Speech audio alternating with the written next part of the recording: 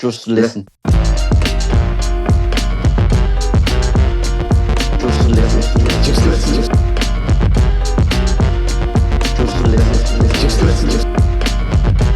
Just listen. Just listen. Hello and welcome back to the What the Falk Sunderland Review podcast. Sunderland were just minutes away from getting back to winning ways at the Den today, only for victory to be snatched away in injury time. But, you know, many of us would have taken the draw, but with almost half of our starting 11 out injured, it feels like a good result, but it also doesn't. And we're all a little bit frustrated. We're going to get through it together, though, like we always do. And by the end of it, we'll all feel better, have a laugh. People on the internet will still get frustrated by Dave saying, listen, even if he's not in this episode, and also get frustrated by me going, but I'm joined by a gaggle of knobheads to join me. First and foremost, in no particular order, is Lee Armstrong. How are you doing? You all right? I'm all right. Settled down after the game. I was a bit angry and after full time, but I'm okay. Pete, you've no longer the preview podcast. You're back to just a peasant. You're no longer a host. How are you doing? Are you all right? One and done. That'll be it. Did you have a nice holiday? Mm-hmm. Good. Yeah. Good stuff. Similar to Lee, I was foreman when the game finished. But like we said in that preview podcast with Alex, who messaged us, by the way, nice lad, I would have taken a 1-1 draw. And exactly as I said, if it's 1-1 whereby Millwall were 1 up and we came back and equalised, I would have been over the moon. As it is, the way it is, yeah, look, they're still top of the league for now. Onwards and upwards. It's funny, there's been a contrast this week, and there's been conflab over Blue Sky and Twitter, and which one's an echo chamber, which one isn't, and why are you on Blue Sky and why are you not on Blue Sky, and why I'm just staying on Twitter. And I found it quite funny that Twitter was actually a really good barometer of like-minded, level-headed Sunderland fans today for the fucking first time ever. Everyone's saying, you would have took that beforehand, but I think, look, you cannot possibly drop 2 points in the last minute and come on a podcast and go, everything's brilliant. It isn't. You never want to concede like that. But if we're going to put it in context and we're going to sit down and debate the game, we probably would have taken the 1-1 draw.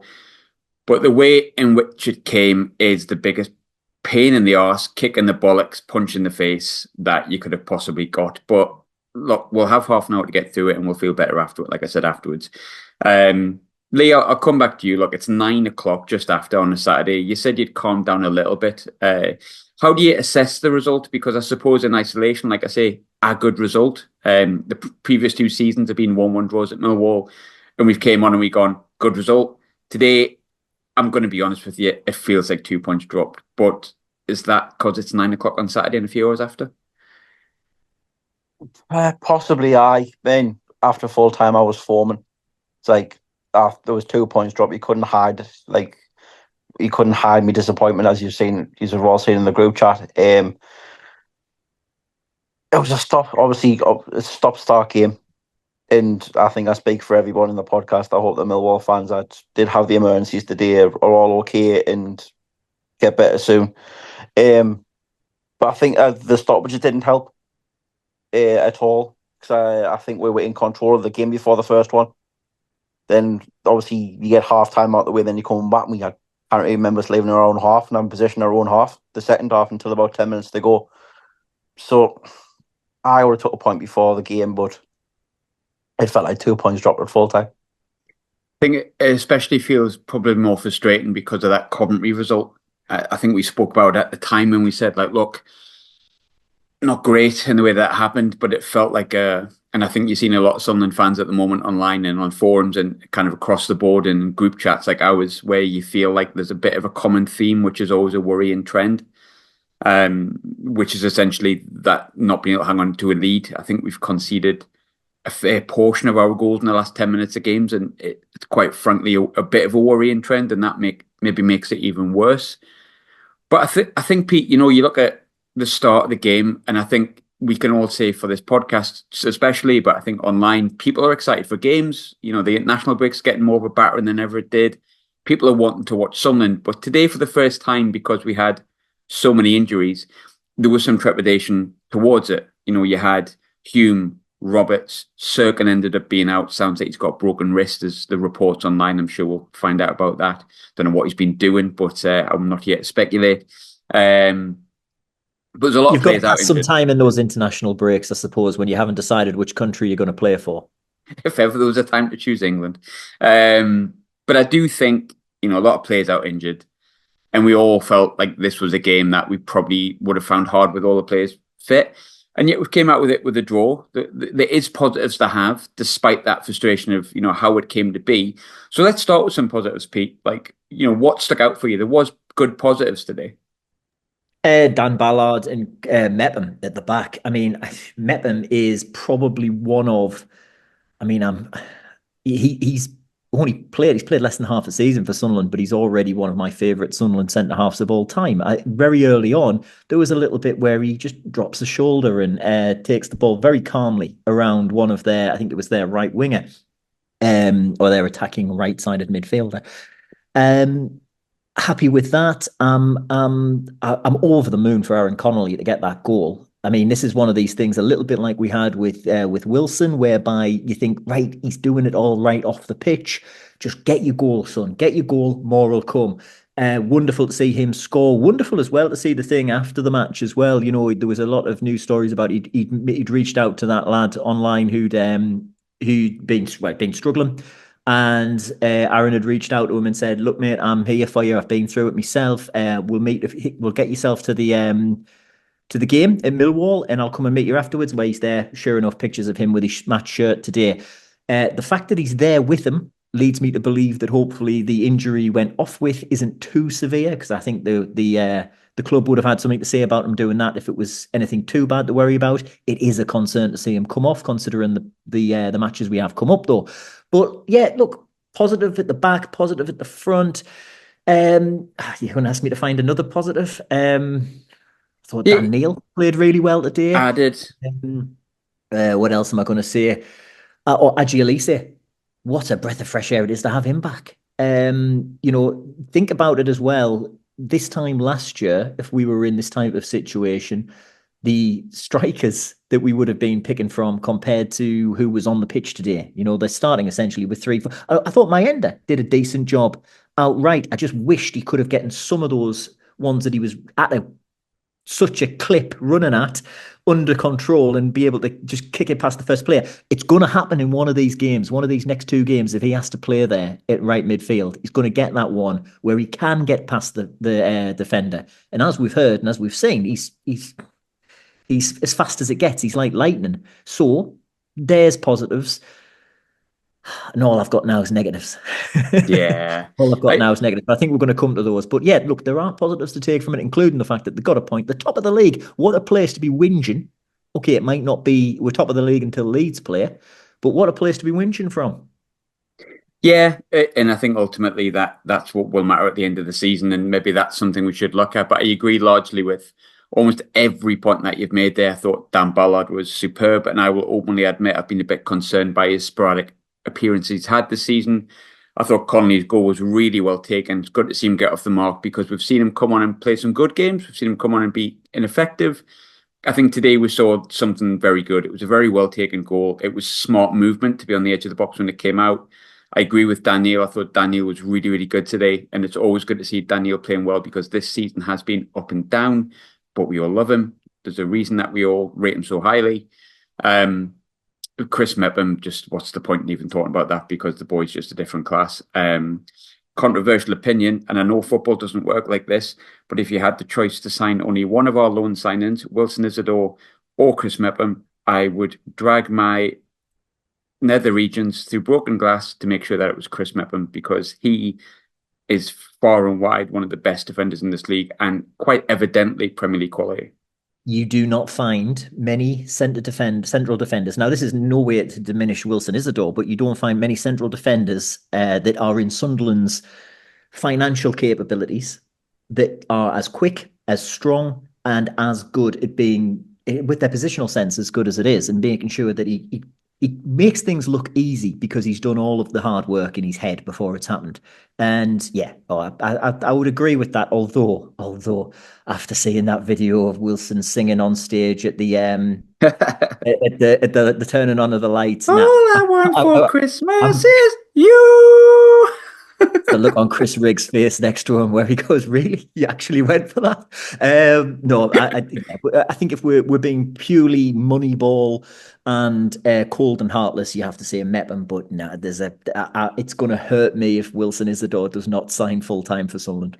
I mean, you just follow us on Twitter these days, and although we will not be reading it because we're going to go to our Blue Sky on a more regular basis in our lovely little echo chamber, I I hope he doesn't listen to that and hear me say that because I'd love you to stay. But Wilson, sign, stay. And keep following the podcast, please, because we want everyone to unsubscribe apart from him. Lee, we touched on something that was really positive there. Adji Elise, someone who myself, Brad, I think the podcast collectively really rates him highly. I think the Sunderland fan base, although I don't speak for all of them, rate him highly as well. Adji came in today, and what I really like about Adji is he can literally be forgotten about and unseen for 8 months. He comes in out of absolutely nowhere, and he's just consistently 7 out of 10. It might get overshadowed a bit because of how good the lads next to him were in Ballard and Mepham. I'm desperately trying to hold a burp in here. But how good was Adji today? I thought he stuck to his task, considering like he's not played for 3 months and just put in a standard, excellent Adji Elise performance. He was excellent. There's no other word for it, really. The thing is, if you asked any team in the league, your 2 left backs should be Dennis Serkin and Adji Elise, the tap off your hands. And for all Dennis Serkin's been absolutely outstanding this season. What Adji Elise provides, what Dennis Serkin arguably doesn't, is a better defensive wall for himself. And there's a few times where like you think, oh, Millwall's going to break in the right hand side, and you just get a little foot in, break up the play, then somebody else will pick up the second ball. As I say, I thought he was excellent.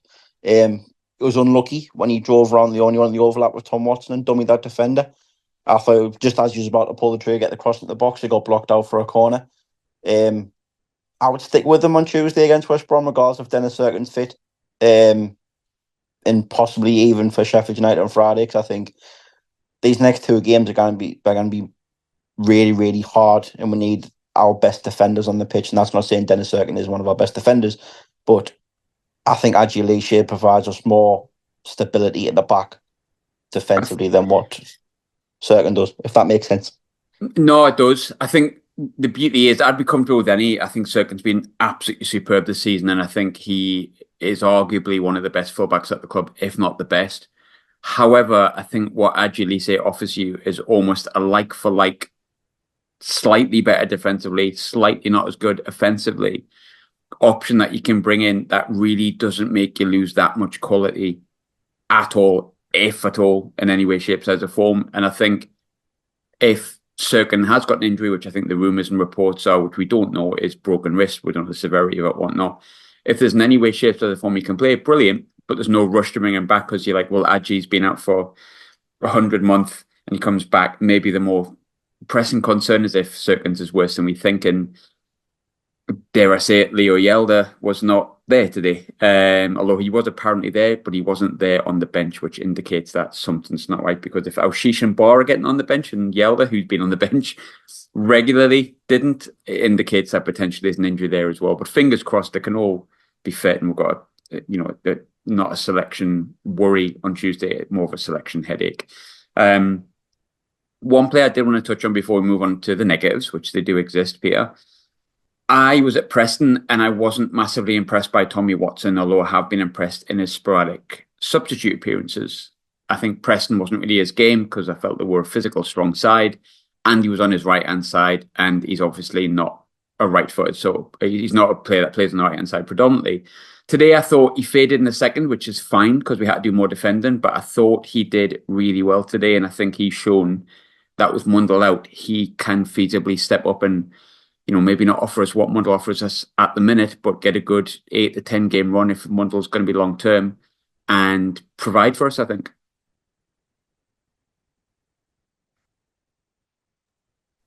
Yeah, I'm very, very happy with Tommy Watson. He's a wonderful player to have in the back pocket for the club as a youngster coming through. I was happy with him. Happy with him today. I thought his link-up play with Elise worked really well when it worked. And he was unlucky not to see well, a bit more bang for his buck, considering quite a lot of the effort he was putting in.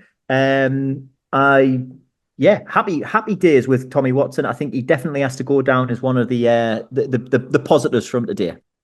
Yeah, I think there's been probably more positives than we realised because of the way the result came. But let's go to negatives very quickly, Lee. There was some today. The one being in, I think, the 92nd minute, which was a right pain in the arse. But there is, like I said before, worrying trends, and there was some negatives today. What were the things that frustrated you most? Because let's not lie about it. We were all in that group chat pretty fuming at full time and decided it was definitely a 9 o'clocker that was required. I think basically is like we just never got out of our half the second half. We let Millwall dictate the game to us and just sat back and just let them do what they wanted. Where we didn't really need to do that. We could have still kept going at them. And the negative, I would say for the equaliser, I still don't know what O'Nien's doing. But it's like, look, he could possibly, if he was 17, 18, you could probably blame naivety on him to an extent. But he's 29, 30 now, is he? And in the 92nd minute, all you want to do is your back foot stay in just a nice solid unit. Let the lad come on to you. He's 50 yards. He's in their half. He's got plenty of room to go before he gets to your goal. There is no reason for him to bomb on 40, 50 yards to then not even make an attempt to make a tackle. He just tries to take the lad out and gets done. And it obviously leads to chaos at the back, which obviously leads to their goal. But if I wanted to put a little bit of a positive sign on our little negative form, if our bad run of this season is going to be 4 draws off the belt, it ain't a bad run of form to have. 3 of them away as well.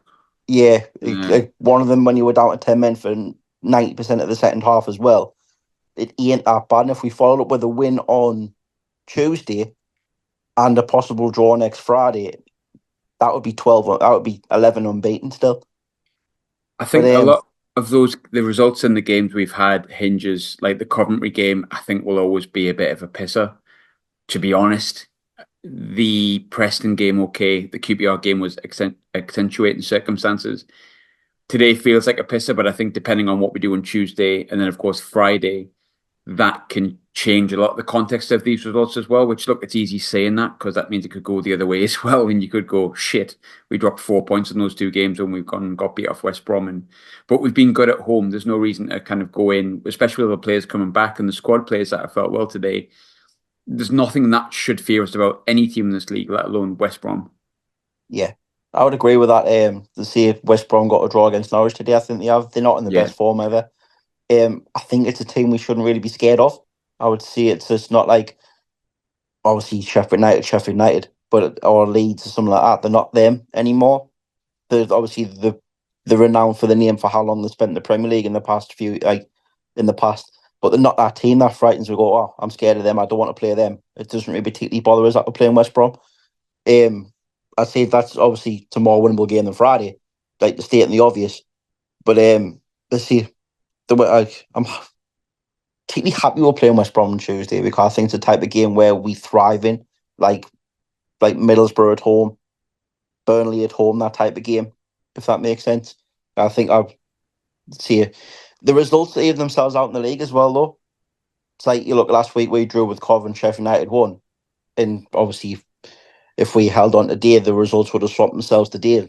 There's a lot of football to be played, and yes, we are frustrated at full-time results. Obviously, the emotions come out, but there's a lot of football to be played and a lot of twisted turns to come in the league. That results that you are getting, like dropping points here or there, will probably even itself out with other teams that are around us.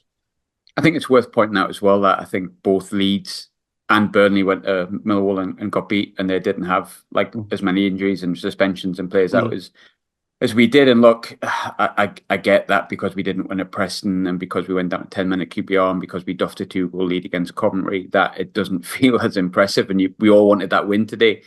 But if we won today on the back of not winning in the last 3 games, we would have been clear at the top of the league. So it depends how you look at it, I guess. But if you have a barometer here, which I got told off for saying the other week. So I've tried to change the context the other day. So I've changed the context of how I've said it. I think the barometer swings slightly more towards the positive, and that may just be the cider. I don't know, but fingers crossed that it isn't, and it actually is the real genuine barometer. One listener question we got a lot of, Pete, was about Regis Lebris's tactics when we go in the lead. It's something that's kind of crept in a bit over the weeks. I think it sort of started against Middlesbrough, where we were defensively resolute, let them have the ball, and it worked absolutely perfectly. I've got no qualms about that game. But the Coventry game, and in particular today, whilst today maybe had accentuating circumstances because of the game being stopped, there was an inability to control what was happening in the game, i.e. we sat back, and when we got the ball and chances to break, of which there was many, we seemed to forget how to pass, and there seemed to be an insistence of, I seen at one point, Reggie's looked at the team and he just went compact, which is fine. I'm okay with being compact at the back. I think we're very well organised. I think there's a reason that teams do find it difficult to score against us, even when they're bombarding us. But it is a worrying trend that we don't seem to be able to hang on to these leads, Pete, isn't it? Because ultimately, if our ambition is playoffs or automatics, conceding as many goals as we are late on, which we've conceded a decent portion of our goals in the last 10 minutes of games this year, if you look at the stats, that's a bit of a worrying trend, because it indicates that when we do sit back, we don't always hang on, and we're better than that, I think. I think, I can't argue with any of that, but I do think the negative that I'm taking away from today, I mean, look, we can talk about should Luke O'Nien have done what Luke O'Nien did. You can talk about other different things as well. Should Alex H have scored? But, the lad's 19 years old, come on and made his debut.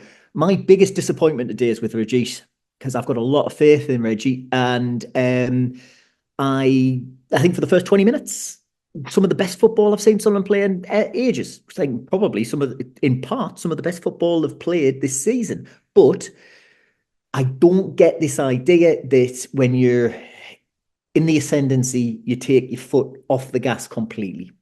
And this is something that he's clearly got a plan. As you said, it worked at Borough. That being defensively solid, not needing to have the ball, not needing to constantly be on the attack, but to soak it all up, strike efficiently, effectively, and with venom, and get the goals.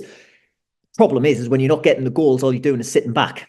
And that's given them a lot more of the ball, a lot more time to get creative with what they've got and look at the options that they have available.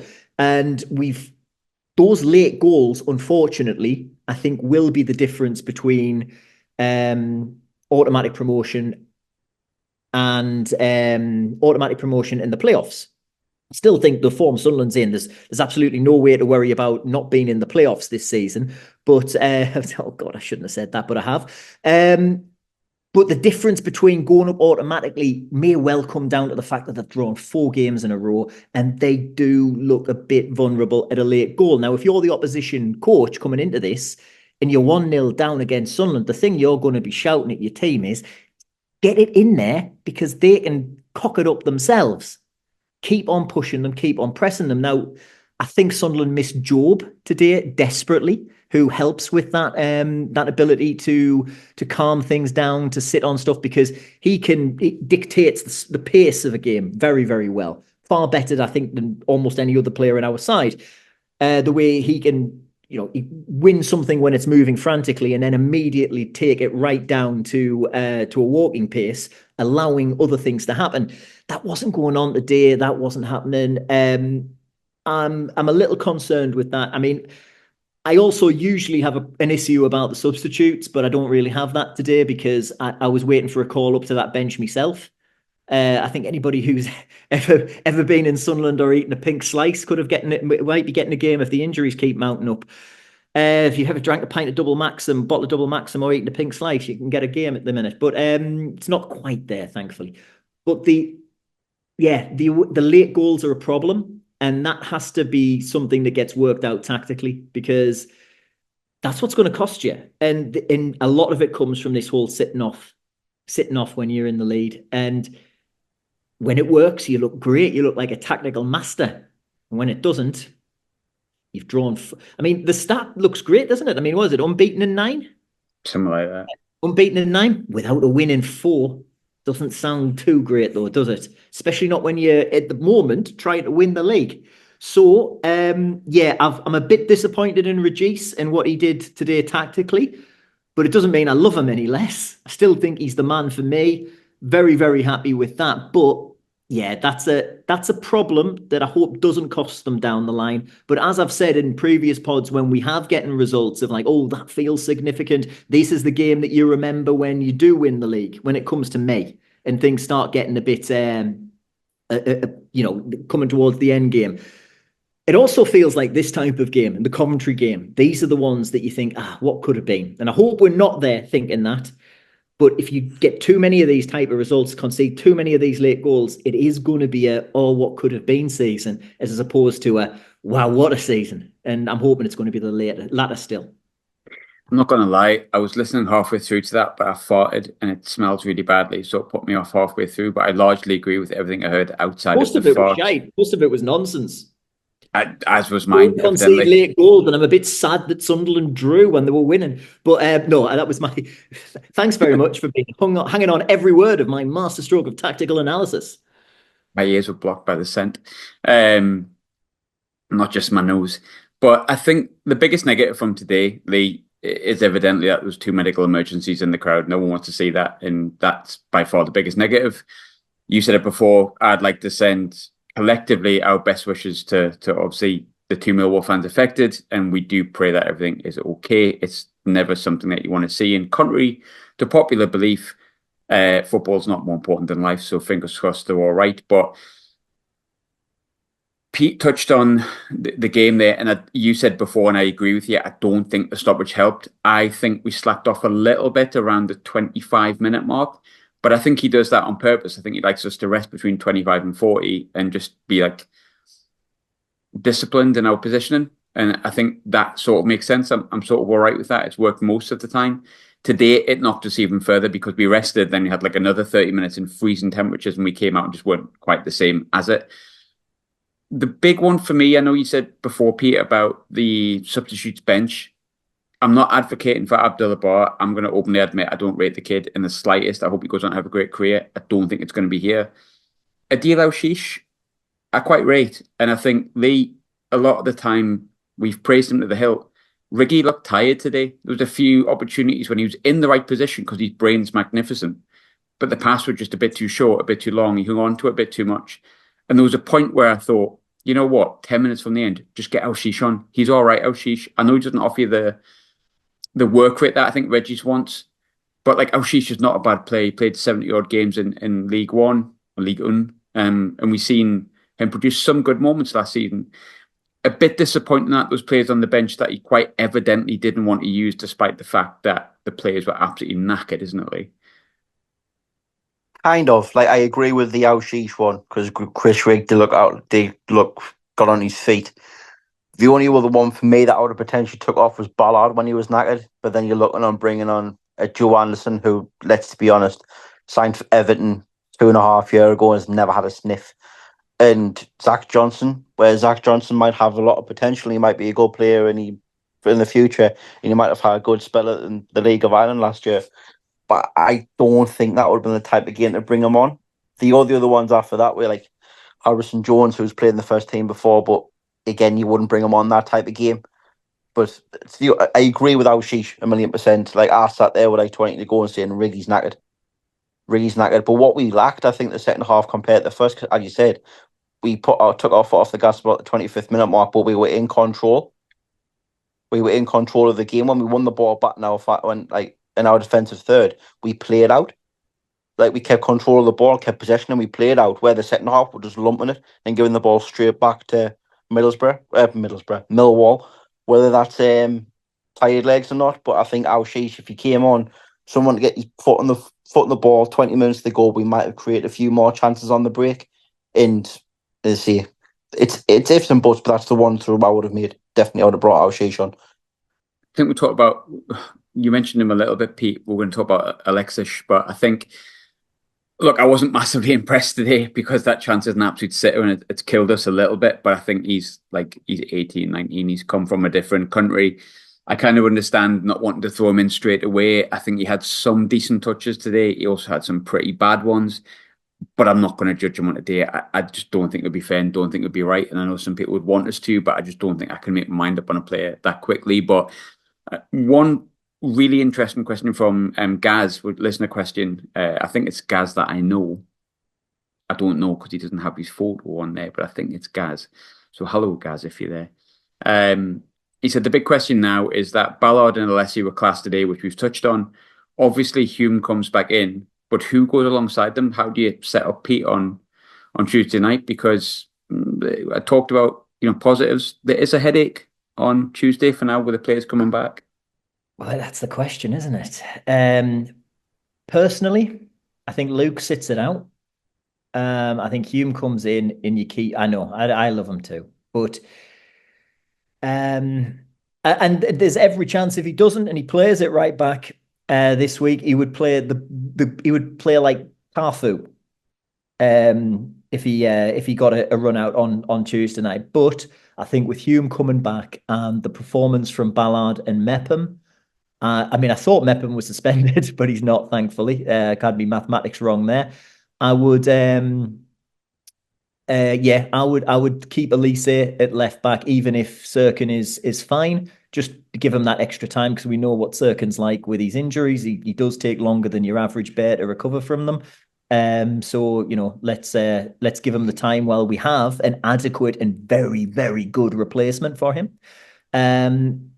Mepham and Ballard, as long as Ballard is 100%, because he was hobbling about a wee bit at the end there, and I think I said in the group chat he looks like he's hung together with sticky tape and hope at the moment. And as Lee said, there isn't really that standout person you can bring on for him to give him the break. So if he's not up to it, then Luke comes in at centre half, where we know he does a wonderful job and puts everything on the line for the team. Not that he doesn't put anything on the line from the team when he's playing at right back. I just thought he was, well, there's no other way to put it. I thought he was a liability at times today. And that's not to diminish my membership of the Luke 09 Appreciation Society. But I would against West Brom, because as Lee said earlier on, I don't fear West Brom. Should be smashing West Brom. Should be beating West Brom at least. The kiss of death. No, they should be beating West Brom. No particular fear of them. So yeah, that's what I'd do. Bring in Hume. If Ballard is fit, Luke gets to sit one out on the bench. If Ballard isn't 100%, and I would like him to be 100% if he's going to take that spot, then Luke goes in at centre half. I think we touched on before about beating West Brom, and it's not a diminution of the good side that West Brom are, because I think they're one of the better teams in this division, despite the fact they're not in the best of form. The point of the matter is, and you can probably listen back to all of the podcasts this season when we haven't got a win, I think we know we're capable of beating absolutely anyone on our day, or even at 75, 80% of our powers. And when we don't, it's frustrating. So it's like, depending on what Sunderland turns up, we can and we can't beat it. But my controversial opinion, is it controversial? I don't know. For me, 09 and Mepham start at centre-back every game when they're fit. I'll hold my hands up. For me, they're our best two centre-halves. Alessi or Sirkin, I'm easy. I'd probably go with Aji because, Sirkin can have a rest. It's fine. Like, to expect Sirkin to play an entire season, it's just like, I don't know, expecting Jan Kirchhoff to walk without doing his hammy. And then at right back, you've got Trey Hume. That's an automatic pick at right back because he's our first choice and he's the only natural right back. But Lee, I think it is a big game on Tuesday. I think it's a really big game. And I think it really decides. Look, I don't think today was ever going to decide where the season goes. And I don't think one game really can. But I do think, depending on what we do on Tuesday, will set a specific and particular tone within the fan base, which is largely positive at the moment, and rightly so. But a defeat or another draw would set any little alarm bells that are going off in our heads slightly, that we've discussed in this podcast, into loud ringing booms. We should be all right, do you think, on Tuesday? You think do we come out with this drawing spell and win and go back to the top? I hope so. As you both said, we're capable of beating West Brom. But it's the Championship, anyone can beat anybody. I think if we don't win on Tuesday, it puts unnecessary pressure on Sheffield United on Friday. I think it puts massive pressure on Sheffield United on Friday, where if we get a win Tuesday, you could probably look and say, you know what, draw wouldn't be a bad result against Sheffield United on Friday. Well, any point against Sheffield United in the Championship is not a bad result. I think you'll see a massive difference in the midfield because obviously Job walks straight back in. It just depends who for. And I think if the performance is really poor and we go and get beat handsomely, I think you'll see a lot of alarm bells ring and people start questioning what actually is going on. So then it would go from being 9 unbeaten to 5 without a win. And things with football, momentum swings all over, and that's when people start getting on everybody's back. That's when fan bases start arguing amongst themselves about what's the expectations, what's not the expectations. But I think it'll be all right on Tuesday, me, personally. There's nothing about West Brom that frightens us.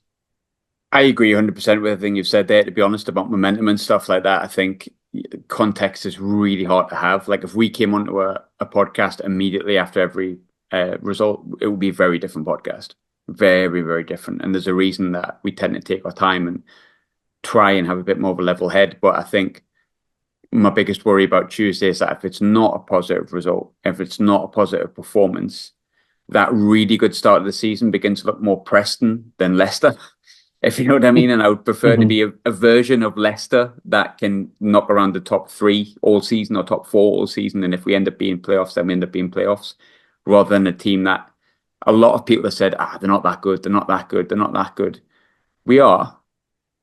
But we need to begin to show what we showed at the start of the season was not a flash in the pan, and there's a really big opportunity on Tuesday. But that's how we should be viewing it, not with worry, not with anticipation in a negative sense. We should view it as an opportunity to show exactly what we're all about, put away a team that's probably going to be in the playoffs as one of the better teams in this league, and just show the natural quality that we all know we have as a fan base and as a team. And I think there's not many better positive places that can end the podcast than that. So, yes, on to Tuesday. I'm going to try and get a preview show out. I don't know if I can. I've been really busy. I've been trying to do one even for the midweek games, but I'm not going to promise one. Hopefully you got a bit of a preview out of this one if you do listen.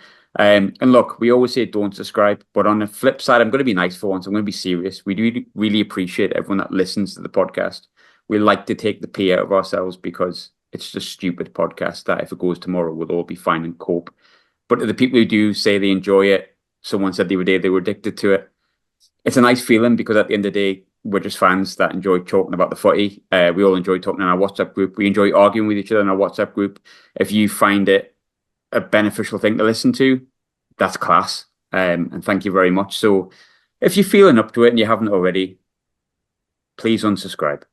In the words of Dave Lawrence, just listen.